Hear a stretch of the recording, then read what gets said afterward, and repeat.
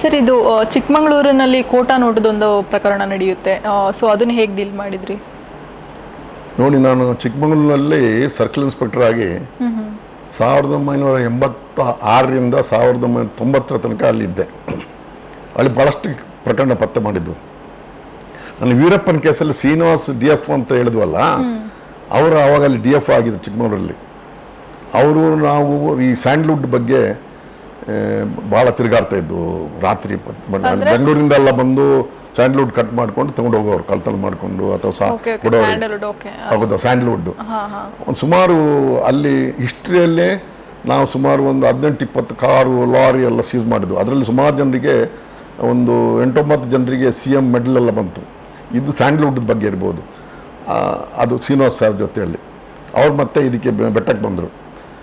ಅದೇ ಥರ ಅಲ್ಲಿ ಒಂದು ಚಾಪುಡಿ ಕೇಸ್ ಆಯಿತು. ಚಾಪುಡಿ ಅಂದರೆ ಚಾಪುಡಿ ಎಂಬುದು ಅದರಲ್ಲಿ ಈಗಲೂ ನಡೀತಾ ಇದೆ ಗೊತ್ತಿಲ್ಲ. ಚಾಪುಡಿ, ನಕಲಿ ಚಾಪುಡಿ, ಒಂದು ಮರದ ಕೆತ್ತೆಯಿಂದ ತೆಗೆದು ಪುಡಿ ಮಾಡಿ ಒಣಗಿಸಿ ಅದನ್ನೇ ಮಾಡೋದು. ಭಾರಿ ಆ ಕಲರ್ ಅಂತಂದರೆ best colour of tea colour ಬರ್ತಾಯಿತ್ತು ಅಂತ ಒಂದು ಚಾಪುಡಿ. ಅದು ಒಂದು ಇನ್ಫಾರ್ಮೇಷನ್ ಬಂದು ಆ ಚಾಪುಡಿದನ್ನೆಲ್ಲ ಹಿಡಿದು ಸುಮಾರು ಜನ ಮರ್ಚೆಂಟ್ಸ್ ಅರೆಸ್ಟ್ ಮಾಡಿ, ಮತ್ತೆ ನಾವು ಕರೈಕಲ್ಲಲ್ಲೆಲ್ಲ ಹೋಗಿ, ಇದು ಕರೈಕಲ್ಲಲ್ಲ, ಇದು ತಮಿಳ್ನಾಡಿನಲ್ಲಿ ಸೇಲಂ ಕಡೆಲ್ಲ ಹೋಗಿ ಆ ನಕಲಿ ಚಾಪುಡಿ ಮಾಡೋರನ್ನ ಹಿಡಿದು ಅರೆಸ್ಟ್ ಮಾಡಿದ್ರು. ಅದೊಂದು ದೊಡ್ಡ ಕೇಸ್ ಆಗಿತ್ತು. ಇದೊಂದು ಕೋಟಾ ನೋಟ್ ಕೇಸು ತಾವು ಕೇಳಿದ್ರಲ್ಲ ಈಗ, ಅದು ಕೂಡ ಬಹಳ ಇಂಪಾರ್ಟೆಂಟ್ ಕೇಸು. ಆವಾಗ ಪ್ರತಿ ದಿವಸನೂ ಎಲ್ಲ ಕಡೆಯೂ ಸ್ಟೇಟ್ನಲ್ಲಿ ಈ ಕೋಟಾ ನೋಟ್ಗಳು ಸಿಗೋದು. 100 rupees note, first class note, ಅದು ಒರಿಜಿನಲ್ ನೋಟ್ಗಿಂತ ಚೆನ್ನಾಗಿರೋದು. ಅಂಥ ನೋಟ್ಗಳು ಸಿಗ್ತಾ ಇತ್ತು. ಸಿಕ್ಕಿದ ಕೂಡಲೇ ಅಲ್ಲಿ ಬ್ಯಾಂಕಿಗೆ ಕೊಂಡೋಗಿ ತೋರಿಸೋರು, ಅವ್ರ ಬ್ಯಾಂಕಿನ ಒಂದು ಕಂಪ್ಲೇಂಟ್ ಕೊಡೋರು, ಕೇಸ್ ರಿಜಿಸ್ಟರ್ ಆಗೋರು. ಇಂಥದ್ದು ಸಾಧಾರಣ 600ರಿಂದ 700 ಕೇಸು ರಿಜಿಸ್ಟರ್ ಆಗಿತ್ತು ರಾಜ್ಯದಲ್ಲಿ.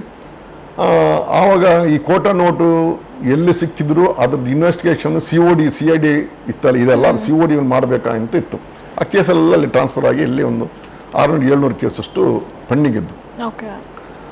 ಆವಾಗ ನಾವು ಈ ಕೋಟಾ ನೋಟು ನಮ್ಮಲ್ಲಿ ಕೂಡ ಅಲ್ಲಲ್ಲಿ ರಿಜಿಸ್ಟರ್ ಆಯಿತು.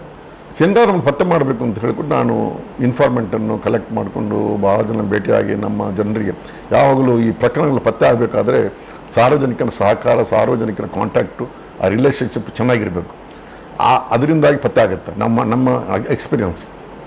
ಹಾಗೆ ನನಗೆ ಒಂದು ದಿವಸ ಒಬ್ಬ ಬಂದು ಸರ್ ಕೋಟಾ ನೋಟ್ ಬಗ್ಗೆ ಹೇಳ್ತಿರಲ್ಲ ಸರ್, ನಮ್ಮ ಮೂಡಿಗೆರೆಗೆ ಒಬ್ಬ ಬರ್ತಾನೆ, ಅವನು ಭಾಳ ಹುಷಾರಿದ್ದಾನೆ, ಅವರು ₹1,00,000 ಕೊಟ್ಟರೆ 3 ಲಕ್ಷ ಕೋಟಾ ನೋಟ್ ಕೊಡ್ತಾರೆ, 1ಕ್ಕೆ 3 ಪಟ್ಟು.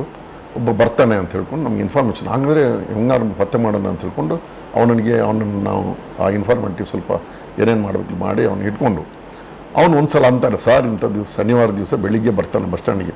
ಆವತ್ತು ನಾವೆಲ್ಲ ಸಿವಿಲ್ ಡ್ರೆಸ್ಸಲ್ಲಿ ಬಸ್ ಸ್ಟ್ಯಾಂಡ್ ಬರ್ತಾವೆ. ನಾವು ನಮ್ಮ ಸ್ಟಾಫೆಲ್ಲ ಕರ್ಕೊಂಡು ಮೂಡಿಗೆರೆ ಬಸ್ ಸ್ಟ್ಯಾಂಡಲ್ಲಿ ನಾವು ಹೋಗಿ ಕಾದು ನಿಂತು, ಒಬ್ಬ ಬರ್ತಾರೆ. ಬಂದಾಗ ಅವನಿಗೆ ಒಂದು ಸಿಂಬಲ್, ಅವನಿಗೆ ನಮ್ಮ ಇನ್ಫಾರ್ಮೆಂಟಿಗೆ ಬಂದಾಗ ಅವನ ಹತ್ರ ಹೋಗಿ ಒಂದು ಇದು ಮಾಡು, ಅವನೇ ನನಗೆ ಬೇಕು ಅಂತ ಹೇಳಿದ್ದ. ನಮ್ಮ ಯಾರು ಇನ್ಫಾರ್ಮೆಂಟ್ ಇದ್ದಾನೆ ನನಗೆ ಕೋಟಾ ನೋಟ್ ಬೇಕು ಅಂತ ಕರೆಸಿದ್ದ ಅವನು. ಹಾಗೆ ಅವನು ಹೋಗಿ ಸಿಗ್ನಲ್ ಮಾಡ್ತೇವೆ. ಆವಾಗ ಅವನು ಸಿಗ್ನಲ್ ಮಾಡಿದಾಗ ನಾವು ಹಿಡಿತೇವೆ ಅಂತ ಅವನು. ಹಾಗೆ ಅವನು ಬರೆದು ಇಲ್ಲಿ ಬಸ್ ಸ್ಟ್ಯಾಂಡಲ್ಲಿ ಇಳಿತಾನೆ. ಇಳಿದ ಕೂಡಲೇ ಅವನ ಕಡೆ ಒಂದು ಚೀಲ ಇರುತ್ತೆ. ನಾವು ಹೋಗಿ ಅವನು ಸಿಗ್ನಲ್ ಮಾಡ್ತೇವೆ, ನನ್ನ ಇನ್ಫಾರ್ಮೆಂಟು. ನಾವು ಹೋಗಿ ಅವನು ಸರೌಂಡ್ ಮಾಡಿ ಹಿಡಿತೀವಿ. ಹಿಡಿದ ಕೂಡಲೇ ಸುಮಾರು ಲಕ್ಷಗಟ್ಟಲೆ ರೂಪಾಯಿದ್ದು ಕೋಟಾ ನೋಟುಗಳು ಇದ್ವು. ಅವನ ಹೆಸರು ಭಾಸ್ಕರ್ ನಾಯ್ಡು ಅಂತ. ಅವನದು ಹೆಸರು. ಅವನು ಒರಿಜಿನಲಿ ಫ್ರಮ್ ಕೇರಳ. ಅವನು ಆವಾಗ ಕರೈಕಲ್ ಪಾಂಡಿಚೇರಿ ಹತ್ರ ಕರೈಕಲ್ ಅಂತ ಊರಿದೆ, ಅಲ್ಲಿ ಹೋಗಿ ಸೆಟ್ಲ್ ಆಗಿದ್ದ. ಅವನು ಹೆಂಡತಿ ಮಕ್ಕಳು ಎಲ್ಲ ಕರ್ಕೊಂಡೋಗಿ ಆಯಿತಾ. ಅವನನ್ನು ಅರೆಸ್ಟ್ ಮಾಡ್ತೇವೆ, ಕೋಟಾ ನೋಟ್ ಸೀಸ್ ಮಾಡ್ತೇವೆ. ಪ್ರವೀಣ್ ಸೂದ್ ಅಂತ ನಮ್ಮ SP ಇದ್ದರು, ಅವರಿಗೆ ಇನ್ಫಾರ್ಮೇಷನ್ ಕೊಡ್ತೇವೆ. FIR ಅವ್ರಿಗೆ ಭಾಳ ಸಂತೋಷ ಆಗುತ್ತೆ. ಕೇಸ್ ರಿಜಿಸ್ಟರ್ ಮಾಡಿ ಅವನನ್ನು ಅರೆಸ್ಟ್ ಮಾಡ್ತೇವೆ. ಅರೆಸ್ಟ್ ಮಾಡಿ ಅವನ ಹತ್ರ ಎಲ್ಲ ಡೀಟೇಲ್ ತೊಗೊಳ್ತೇವೆ. ಅವನಂದ ನನ್ನ ಮನೆ ಕರೈಕಲ್ಲಲ್ಲಿದೆ, ಅಲ್ಲೇ ಇದೆ ಅಂತ. ಅಲ್ಲಿಗೆ ನಾವು ನಮ್ಮ ಟೀಮ್ ತೊಗೊಂಡು ಇಮಿಡಿಯೇಟ್ಲಿ ಹೋಗ್ತೇವೆ. ಅಲ್ಲಿ ಸುದ್ದಿ ಮುಟ್ಟ ಮೊದಲು ಅವನು ಟೈಮ್ ಹೇಳಿರ್ತಾನೆ, ಬಂದು ನಾನು ಇಂಥ ದಿವಸಗಳಿಗೆ ಬರೆದಿದ್ದರೆ ಏನಾದರೂ ಹೆಚ್ಚು ಕಡಿಮೆ ಆಗಿದೆ ಇದು ಅಂತ. ಅವನು ಇಮಿಡಿಯೇಟ್ಲಿ ನಾವು ಅಲ್ಲಿ ಹೋಗ್ತೇವೆ. ಹೋದಾಗ ಅವನ ಮನೆ ನೋಡಿದ್ರೆ ದೊಡ್ಡ ಪ್ರಿಂಟಿಂಗ್ ಪ್ರೆಸ್, ಹಾಫ್ ಸ್ಟೆಪ್ ಇದು ಒಂದು ಆಫ್ಸೆಟ್ ಪ್ರಿಂಟಿಂಗ್ ಪ್ರೆಸ್ ಇದ್ದಂಗೆ ಇತ್ತು. ಎಲ್ಲ ಕೋಟಾ note, half printed notes, full printed notes, ಅದಕ್ಕೆ ಸೀಕ್ರೆಟ್ ಥ್ರೆಡ್ಗಳು, ಇಂಕ್ಗಳು ಮತ್ತು ಸ್ಟ್ಯಾಂಪ್, ಅದಕ್ಕೆಲ್ಲ ಏನೇನು ಬೇಕು ಮತ್ತು ಎಲ್ಲ ಇದು ಅಂಕೆಗಳನ್ನು ಒತ್ತುವಂಥದ್ದು ಇವೆಲ್ಲ ಇತ್ತು. ಇವನ್ನೆಲ್ಲ ಸೀಸ್ ಮಾಡಿ ದೊಡ್ಡ ಟೆಂಪೋ ರೋಡ ಇತ್ತು, ಎಲ್ಲ ಸೀಸ್ ಮಾಡ್ತೇವೆ. ಸೀಸ್ ಮಾಡಿ ಅಲ್ಲಿಂದ ಇವನು ಇನ್ಫಾರ್ಮೇಷನ್ ಮೇಲೆ ಬಂದು ಬೆಂಗಳೂರಿಗೆ ಬರ್ತೇವೆ. ಮತ್ತು ಅವನು ಕೋಟಾ ನೋಟು ಎಲ್ಲೆಲ್ಲಿ ಕೊಟ್ಟಿದ್ದಾನೆ ಅಂತ ಹೇಳ್ಕೊಂಡು ಕೇಳ್ತೇವೆ. ಅವನು ಕುಂಬ್ಳೆಯಲ್ಲಿ, ಮಂಗಳೂರಿನಲ್ಲಿ ಬೇರೆ ಬೇರೆ ಕಡೆ ಕೋಟಾ ನೋಟ್ ಇದ್ದು ಅಲ್ಲಿ ಹೋಗಿ ಯಾರ್ಯಾರನ್ನು ತೋರಿಸ್ತಾನೆ ಅವ್ರ ಹತ್ರ ಸರ್ಚ್ ಮಾಡಿ ಕೆಲವು ಕೋಟಾ ನೋಟ್ಗಳನ್ನು ಸುಮಾರು ಒಂದು 12 ಜನನೇ ಅರೆಸ್ಟ್ ಮಾಡ್ತೇವೆ. 12 ಜನ ಹತ್ರ ಕೋಟಾ ನೋಟ್ ಇರುತ್ತೆ. ಇದು ಮತ್ತೆ ಅದನ್ನು ಇನ್ವೆಸ್ಟಿಗೇಷನ್ ಮಾಡ್ತೇವೆ. ಈ ಸೀಸ್ ಮಾಡಿದ ಪ್ರಾಪರ್ಟಿನ ನಾವು ಒಂದು ದೊಡ್ಡ ನಮ್ಮಲ್ಲಿ ಒಂದು ಹಾಲ್ ಇತ್ತು ಚಿಕ್ಕಮಗಳೂರಲ್ಲಿ, ಬ್ಯಾಡ್ಮಿಂಟನ್ ಕೋರ್ಟ್ ಇತ್ತು, ಅಲ್ಲಿ ಇಟ್ಟು ಎಲ್ಲ ಪ್ರದರ್ಶನಕ್ಕೆ ಇಡ್ತೇವೆ. ಜನ ಎಲ್ಲ ಬಂದು ಸುಮಾರು ಒಂದು ತಿಂಗಳು ಜನ ಫುಲ್ಲು ರಶ್ ನೋಡೋಕ್ಕೆ, ಅಂಥ ಇಂಟ್ರೆಸ್ಟಿಂಗ್ ಇದು ವಸ್ತು ಪ್ರದರ್ಶನ ನಡೀತದೆ. ಈ ಕೋಟಾ ನೋಟ್ಗಳು ಪ್ರಿಂಟ್ ಆಗಿದ್ದು ಅದನ್ನೆಲ್ಲ ನೋಡೋಕ್ಕೆ ಅವ್ರಿಗೆ ಆಶ್ಚರ್ಯ ಆಯಿತು. ಆವಾಗ ನಮ್ಮ ಅಕ್ಕಪಕ್ಕದ ಎಸ್ ಪಿಗಳು ಎಲ್ಲ ಬಂದರು. ಅವಾಗ ಚೋಪ್ರಾ ಅಂತ ಸಾಹೇಬರು ನಮ್ಮ ಇದರಲ್ಲಿದ್ದರು, COD ಯಲ್ಲಿದ್ದರು. ಅವರು ಕೂಡ ಅವಾಗ ಬಂದು ನೋಡಿ ಭಾಳ ಸಂತೋಷಪಟ್ಟರು. ನಾವು ಅದನ್ನು ಸೀಸ್ ಮಾಡಿದ ನಂತರ ಯಾವಾಗ ನಾವು ಅದು ಕೋಟಾ ನೋಟ್ ಕೇಸ್ ಇದ್ದರೆ CODಗೆ ಇದು ಮಾಡಬೇಕು, ಟ್ರಾನ್ಸ್ಫರ್ ಮಾಡಬೇಕು. ಆದರೆ ಚೋಪ್ರಾ ಅವರು ಆರ್ಡರ್ ಮಾಡಿದ್ರು ಇದನ್ನು GA ಭವನ ಇನ್ವೆಸ್ಟಿಗೇಷನ್ ಮುಂದುವರಿಸಲಿ ಅಂತ ಹೇಳ್ಕೊಂಡು ನಮಗೆ ಒಂದು ಸ್ಪೆಷಲ್ ಆರ್ಡರ್ ಮಾಡಿ ನಮಗೆ ಇನ್ವೆಸ್ಟಿಗೇಷನ್ ಕೊಟ್ಟರು. ಹಾಗೆ 12 ಜನ ಆರೋಪಿಗಳ ಮೇಲೆ ಕೂಡ ಚಾರ್ಜ್ ಶೀಟ್ ಹಾಕಿದ್ವು. ಆ ಕೇಸು ಮುಂದೆ ಶಿಕ್ಷೆ ಆಯಿತು.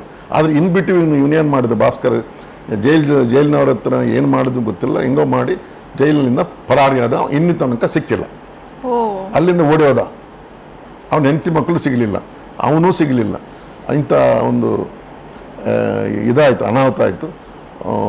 ಆದರೆ ಆ ಸಂದರ್ಭದಲ್ಲಿ ಅದನ್ನು ನಾವು ನಾಸಿಕಿಗೆ ಪ್ರಿಂಟಿಂಗ್ ಇದು ಕೋಟಾ ನೋಟ್ ಹೌದಾ ಅಲ್ಲ ಅಂತ ಕಳಿಸ್ಕೊಟ್ಟಾಗ ಅಲ್ಲಿಂದ ವರದಿ ಬಂತು.